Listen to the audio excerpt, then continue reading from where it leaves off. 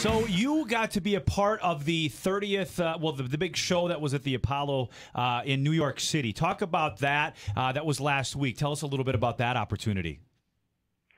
Well, I mean, to see a band like Guns who are out playing football stadiums right now, and I did get to see them in Jersey at MetLife Stadium, and the concert was amazing, but you're in a sea of people.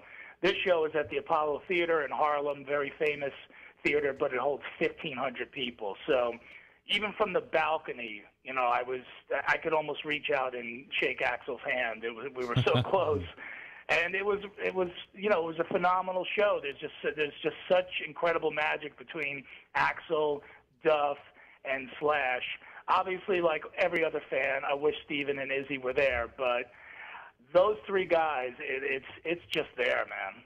Yeah, it's a great show. We're on the phone with Don Jamieson, comedian, and of course the star for so many years of VH1's That Metal Show. Now, did you get a chance to mingle with any of the guys that night at the show at the Apollo?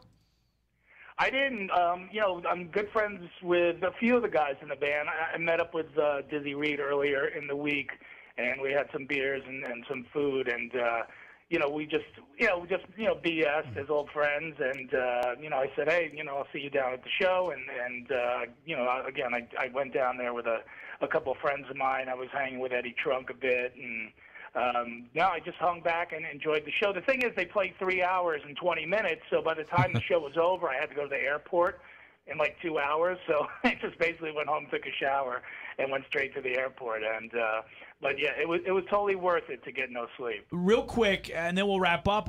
Talk about what this album did for heavy metal and hard rock music. You know what it did? It made every other band step up their game.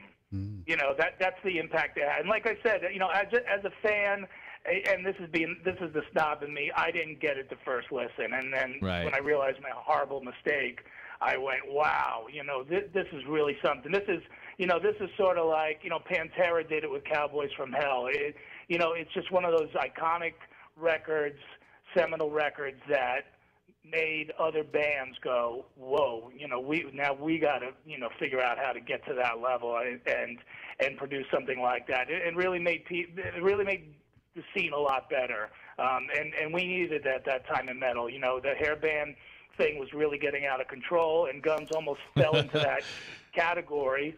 But, they busted out with Appetite, and there's, obviously it's been a turbulent history since then, but I wouldn't have it any other way for a band like Guns N' Roses and Axl.